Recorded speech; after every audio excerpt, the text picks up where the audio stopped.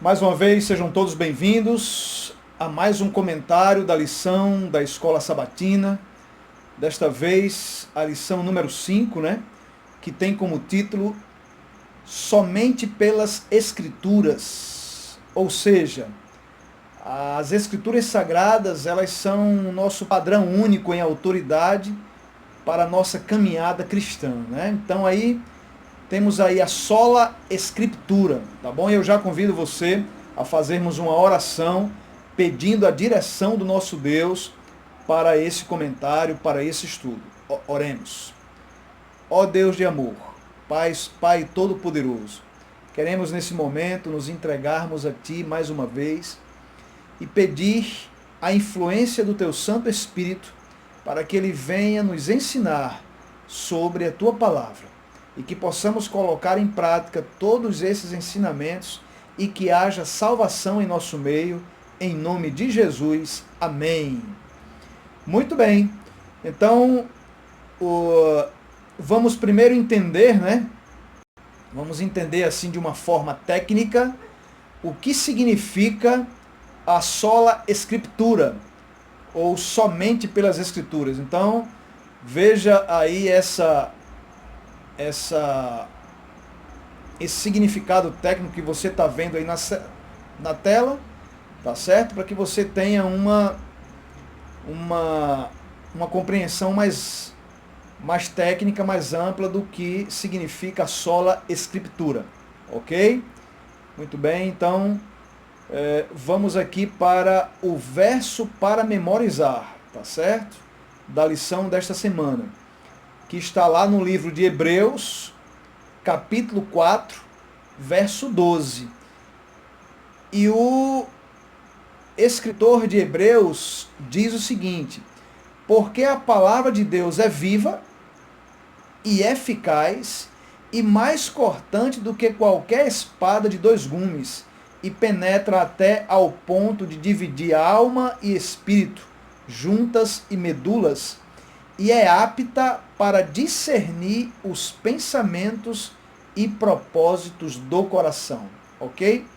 Então aqui o autor nos revela alguns atributos, da palavra de Deus. E a gente vê que ele diz que a palavra é viva, que a palavra é eficaz, que a palavra é cortante, que a palavra penetra e que a palavra é apta, Então, unindo todos esses elementos, todos esses atributos, vamos resumir dizendo que a palavra ela causa efeitos também de transformação, ok?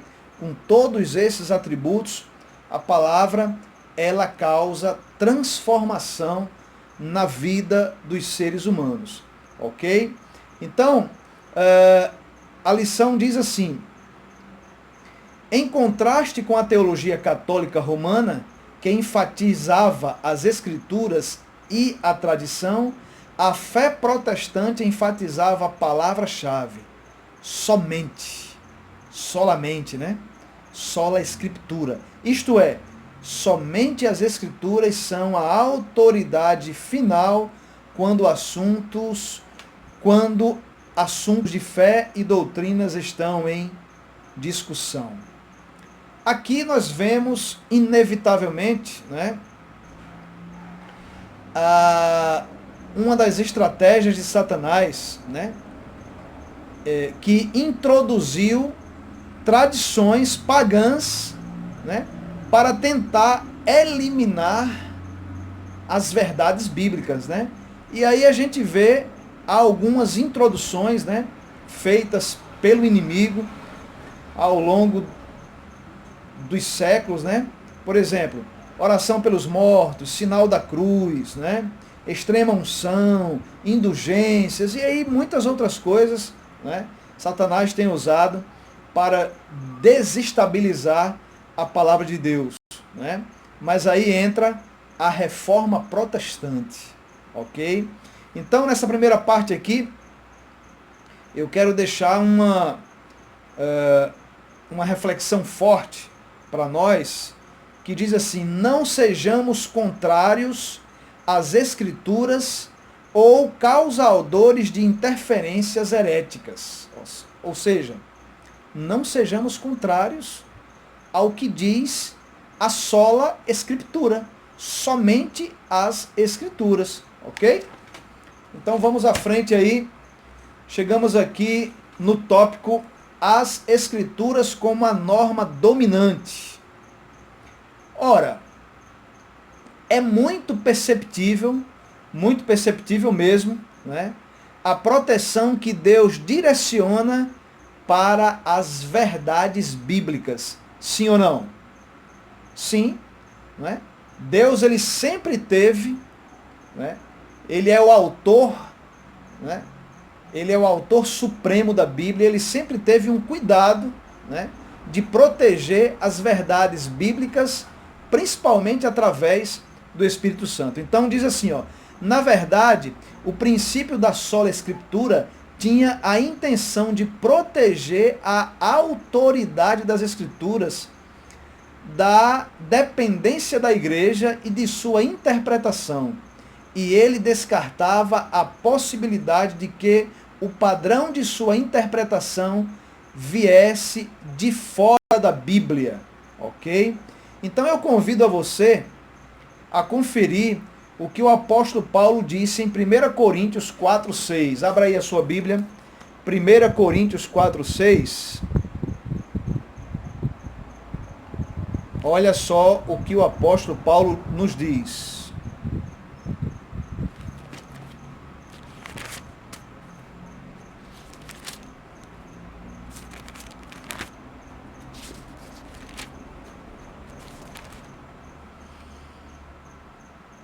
Ele diz assim: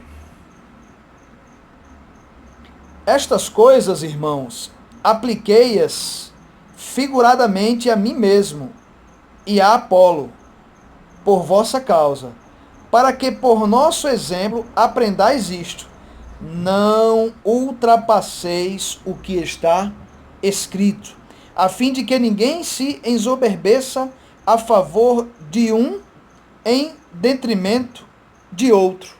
Ok? Então, Paulo ou Apolo? As Escrituras. Ok? Paulo ou Apolo?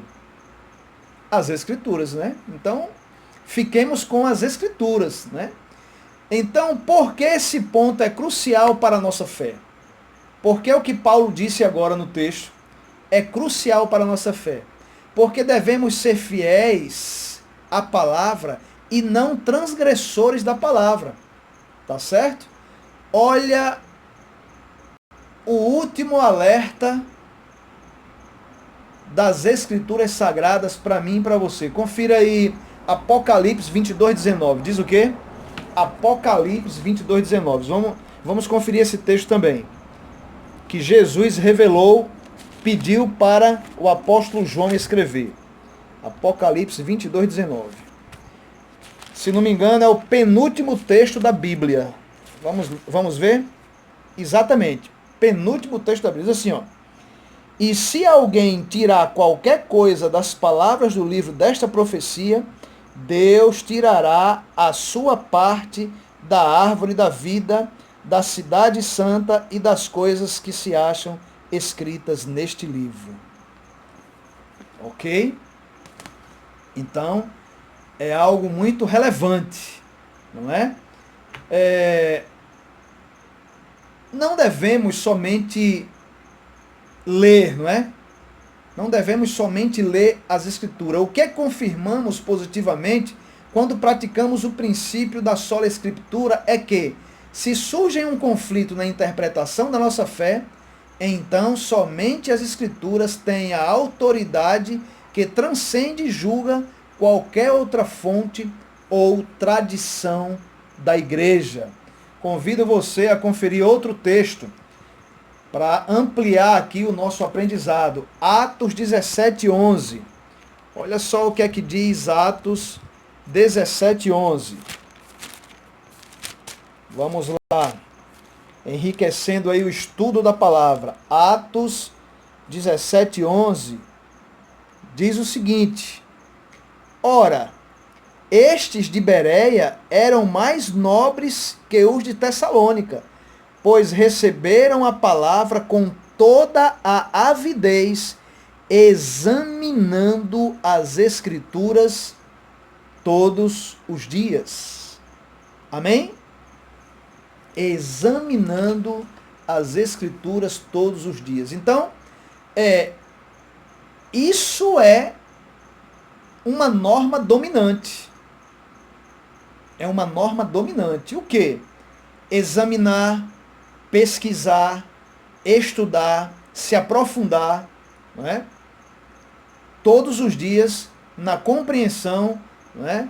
Da palavra de Deus. Então, a reflexão forte que eu deixo para nós aqui, nessa parte da lição, é que não devemos somente ler, mas examinar, entrar dentro do texto e viver a mensagem. Viva a mensagem, você, estudante da Bíblia, você, querido irmão, você, querida irmã. Vivamos a mensagem, né? Isso é norma dominante também, ok? Então, chegamos aqui em mais um tópico, a unidade das Escrituras. Ora, vamos observar aqui um ponto interessante. Imagina você, né? Você que está me assistindo aí. Imagine aí um livro ter 40 escritores em épocas diferentes. E esses escritores serem harmonizados, né? Unidos entre si em objetivos, em propósitos e em raciocínios. O que você acha disso? O que é que isso fala para mim e para você em relação à unidade das Escrituras Sagradas, né? A própria Bíblia, ela mesma afirma, né? Lá em 2 Timóteo 3,16, ela mesma afirma que toda a Escritura é inspirada por Deus. Então existe uma unidade, não é? Existe uma unidade entre textos e textos, né? Aí é onde, vamos dizer assim, que entra a tota escritura, né? É toda a Bíblia, né? Daqui a pouquinho a gente vai ver mais isso no outro tópico, tá bom? Então, quando a gente lê Tito 1,9 e 2 Timóteo 1,13, né? A gente entende a importância da unidade das Escrituras. Qual é a importância? Eu vou citar aqui algumas delas, né? A unidade das Escrituras, ela preserva a fé.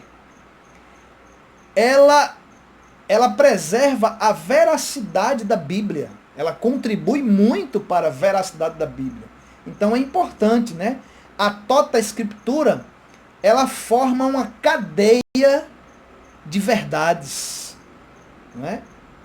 Que é de suma importância para toda a humanidade, para todo o leitor, para todo o estudante das Escrituras Sagradas, né? Ok? Então, sem a unidade da Bíblia, a igreja não teria meios para distinguir, né, a verdade do erro e repudiar as heresias, ok? Então a importância da unidade é muito grande, tá bom? A unidade das Escrituras funciona como uma vacina, vamos dizer assim, uma vacina contra o erro, né? Contra as colocações heréticas e a construção também de teses próprias, né? Individuais, conceitos humanos, ok? A unidade das Escrituras está amparada pelo plano da salvação de Deus, que está expresso tanto no Antigo quanto no Novo Testamento. Para entendê-lo, para a gente entender o plano de Deus por completo, é preciso aplicar a tota escritura, ou toda a escritura. Sim ou não? Quero deixar aqui também mais uma reflexão nesse tópico também, para a gente crescer juntos, que diz assim: vamos ser fiéis à unidade da Bíblia, não promovendo divisões dentro da igreja. Isso é um ponto importantíssimo, tá bom? A Bíblia diz, a própria Bíblia diz, que todo reino dividido contra si mesmo não subsistirá. Entenderam? Então, com divisões, a igreja não prospera. Com divisões, o povo de Deus não prospera. Então, uma mensagem aqui, uma reflexão para a gente, é que não nos distanciemos das divisões, né? Mas proclamemos a unidade das Escrituras. Ok? Vamos à frente.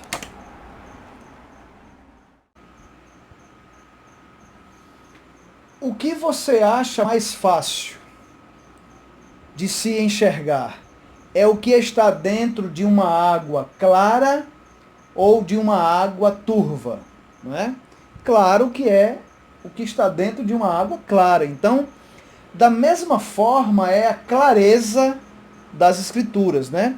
Quando Deus diz lá em Êxodo 20, não matarás, não é? Ou quando ele inspirou Paulo para dizer lá em Romanos 7,12, que a lei é santa, justa e boa, qual é a falta de clareza que há nesses dois textos bíblicos? Nenhuma, não é? Ok? Então, agora a clareza, ela não invalida, a clareza bíblica, ela não invalida a influência do Espírito Santo, né? Ela não invalida a necessidade de estudar, de pesquisar, de examinar. Ela não invalida a humildade que os filhos de Deus devem ter, não é? Sejam eles de qualquer graduação, né? Seja um pesquisador que pratica a teologia de forma profissional, ou que não, e seja um membro normal de qualquer igreja, não é? Então, não invalida a fé, não invalida a comunhão, tá certo? A clareza da Bíblia, ela não invalida essas coisas que eu estou aqui te falando, tá certo? Olha o que foi que Jesus falou em vários textos aqui, né? Marcos 21, 42, 12, 3, 5, Marcos 19, 4, enfim, Marcos 12, 10. Então, nesses textos aqui, Jesus ele declara que elas são claras ao nosso entendimento, que as Escrituras são claras ao nosso entendimento, tá bom? E Deus também, na Bíblia, ele não restringiu a compreensão da palavra a grupos seletos, não, ok? Deus não restringiu a compreensão da palavra a grupos seletos, né? Por exemplo, qualquer pessoa com as limitações que venham a ter, né? Sejam até pessoas deficientes ou pessoas que não tiveram a oportunidade de serem alfabetizadas, né? Deus providencia meios para que essas pessoas entendam a sua palavra, que ensine, que preguem, ok? Porque a Bíblia, já falamos sobre isso, não é um livro comum, tá certo? Mas é preciso entendermos que nessa clareza das Escrituras há apenas uma verdade definida, ok? Há apenas uma verdade definida. Agora também, é claro, temos assuntos difíceis na Bíblia, não é? Temos assuntos difíceis, mas não impossíveis de se compreender, tá certo? Repito, seja por quem pratica uma teologia profissional ou não, né? Podemos dar aqui um exemplo de uma parte difícil de se compreender, mas que dá para se compreender, não é? Estudando, pesquisando, pedindo a intervenção do Espírito Santo. É o capítulo 11 de Daniel, um exemplo. Tem outros, só dei aqui um capítulo 11 de Daniel para a gente ter como referência, né? Então, vamos passando à frente. Eu quero dizer o seguinte, Não se importe com o que os homens dizem. Não se importem com o que as placas das igrejas falam. Não se importe com o que alguns líderes falam. Direcione a sua atenção para o que assim diz o Senhor. Pronto. É simples, tá bom? Não tem nada de complicado, tá certo? Direcione a sua busca para a verdade, aquilo que Deus realmente quer te falar.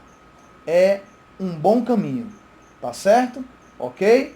Então, continuando aí, vamos seguindo em frente e agora nós vamos para o seguinte tópico.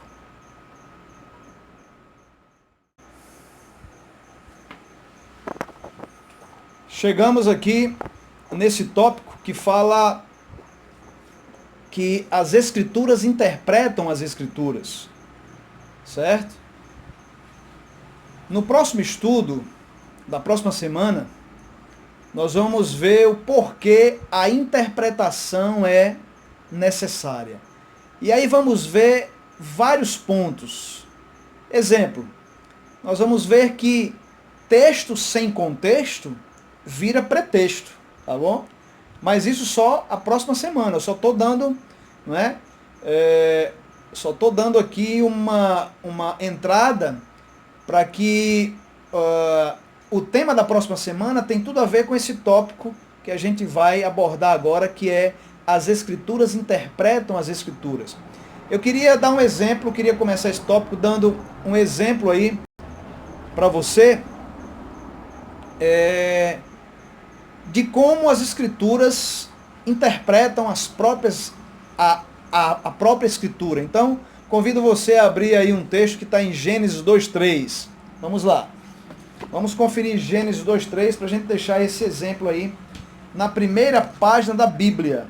Gênesis 2:3. Diz o seguinte: E abençoou Deus o dia sétimo e o santificou, porque nele descansou de toda a obra que como o Criador fizera. Ok? Fica bem claro dois atributos que Deus concedeu ao dia sétimo, ao sétimo dia. Que atributos são esses? Ele abençoou e ele santificou. Tá certo? Então, esses dois atributos. Então, eu quero consultar com você agora um outro texto, lembrando que essa instituição aqui, do sétimo dia, não havia ainda judeu, não havia pecado, o homem não havia caído, ok? Então, grave isso aí, que é muito importante. Aqui foi na criação, a instituição, tá certo? Do dia de guarda, foi na criação. Não havia judeu ainda, não havia povo judeu, não havia pecado, tá certo? Agora vamos para Lucas 23, 54. Vamos lá. Para Lucas 23, 54, para a gente ver que as Escrituras interpretam as Escrituras. Lucas 23, 54. Pronto, já cheguei aqui no texto. Diz assim, Lucas 23, 54. Diz assim: Era o dia da preparação, ou seja, a sexta-feira. Era o dia da preparação. E começava o sábado.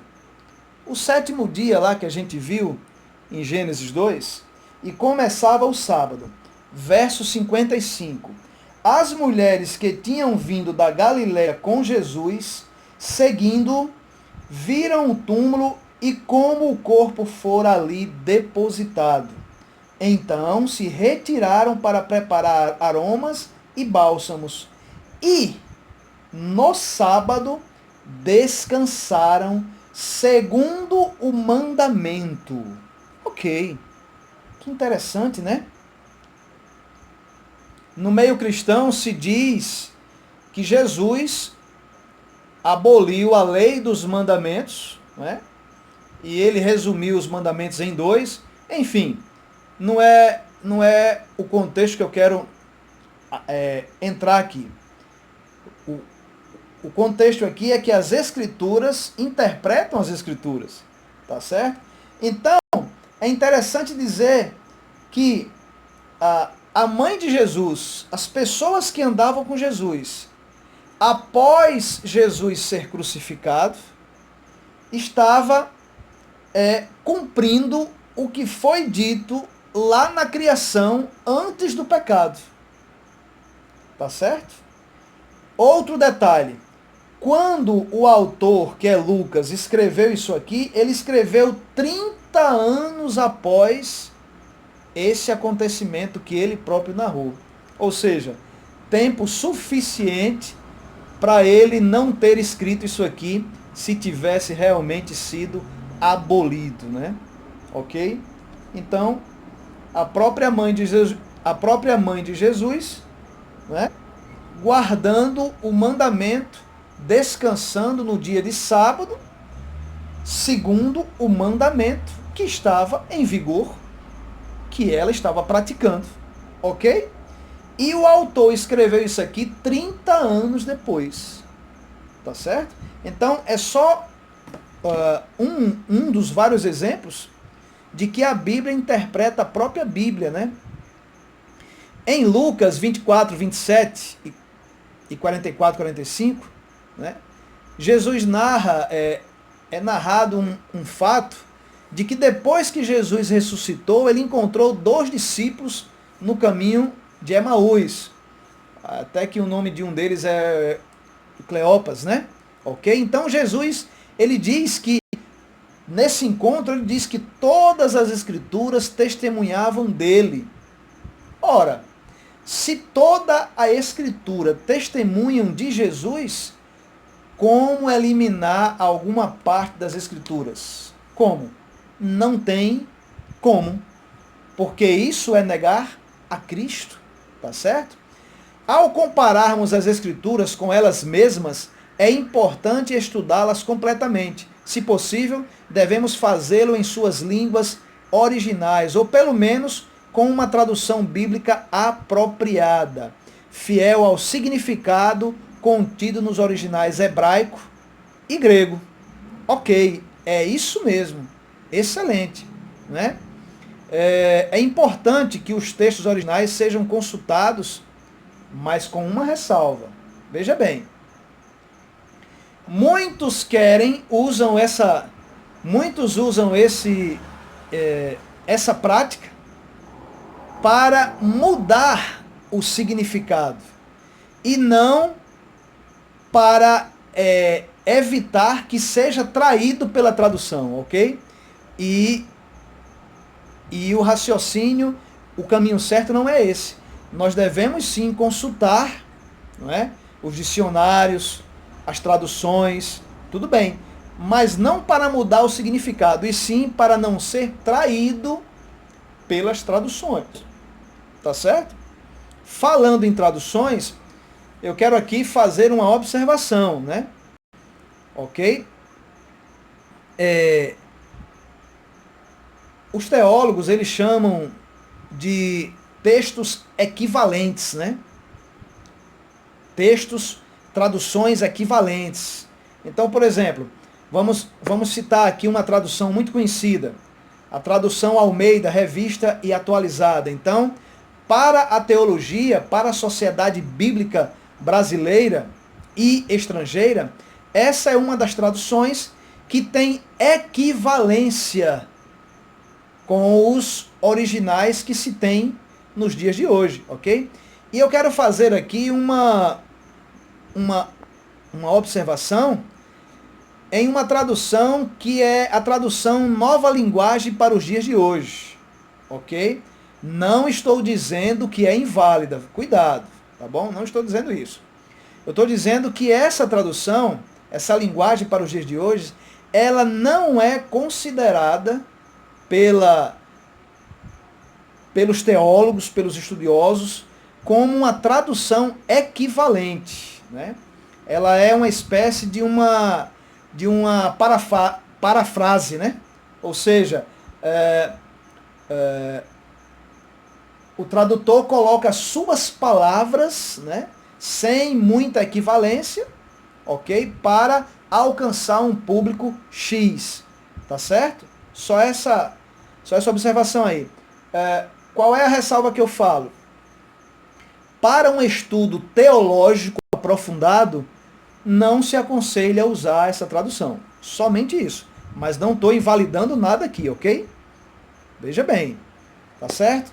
Então, para passarmos para o outro tópico, né, para o último tópico desse estudo, quero deixar uma reflexão para a gente também, para dizer o seguinte: não eliminemos a influência do Espírito Santo para interpretar a Bíblia, pois assim ele nos guiará a toda a verdade, tota escritura, e não a metade da verdade, né?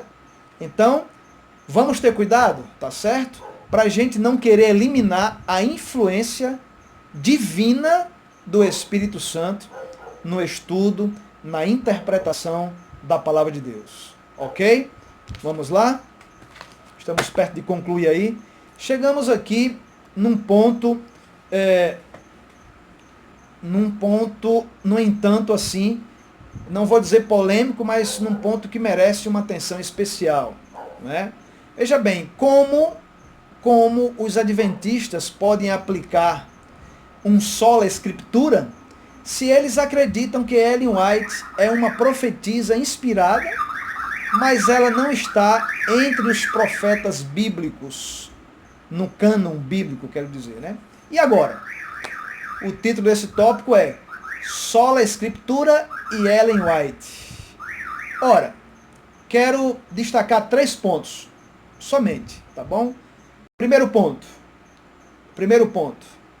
A própria escritora norte-americana, em seus escritos, ela diz que os seus escritos de maneira nenhuma substituem a Bíblia, mas ajudam a entendê-la. Esse é um ponto. A própria escritora norte-americana, tá certo? Ela diz isso, ok? Segundo ponto.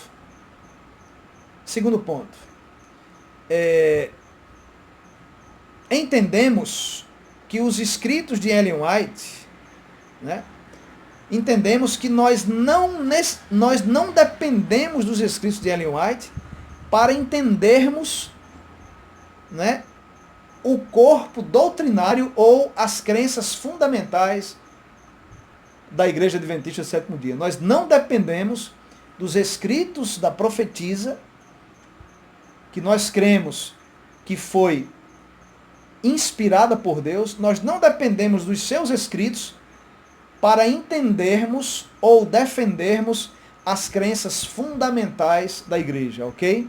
Não. Por exemplo, nós aprendemos sobre a guarda do sábado com os batistas do sétimo dia, antes de Ellen White, tá bom? Então, né? Nós aprendemos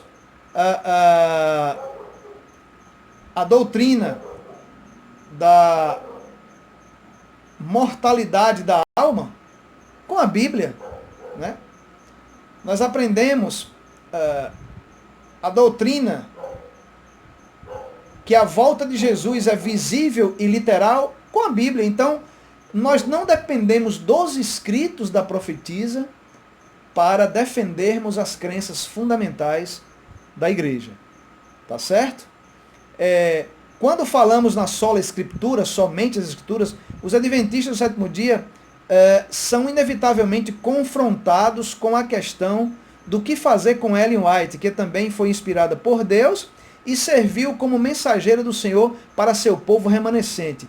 Qual é a relação de seus escritos com as escrituras? Ora, a relação dos seus escritos com as escrituras é inspiração, tá certo?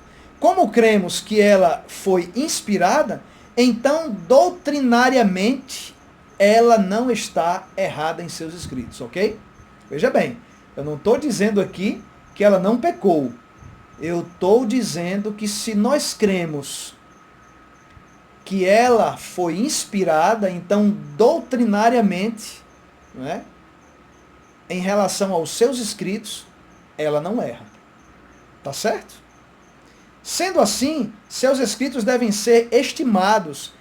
Eles compartilham o mesmo tipo de inspiração dos escritores bíblicos, mas têm uma função diferente da Bíblia.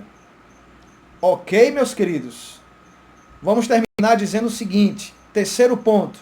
O cânon bíblico, ele foi definido há séculos, muito antes do ministério profético de Ellen White existir. Então, em relação a calúnias e a difamações, porque cremos que os escritos da profetisa e escritora norte-americana Ellen White são inspirados, as difamações de que nós substituímos a Bíblia, não, isso aí eu durmo tranquilo, tá bom? Toda a igreja ao redor do mundo também dorme tranquilo. E você também dorme tranquilo, tá certo? Então eu quero deixar uma reflexão aqui nesse último tópico para a gente fechar e orar, dizendo o seguinte: vamos dar atenção, tá certo, ao alerta de Jesus, quando ele diz lá em Mateus 24:24, cuidado com os falsos profetas. Ora, se Jesus nos dá um alerta de cuidado com os falsos profetas, é porque existiriam, né, depois de Jesus, existiriam outros profetas falsos e verdadeiros. Jesus não falou assim, depois de mim não haverá mais profetas. Falou? Não. Ok? Então, acolhamos, né, essa advertência para a gente ter cuidado com os falsos profetas.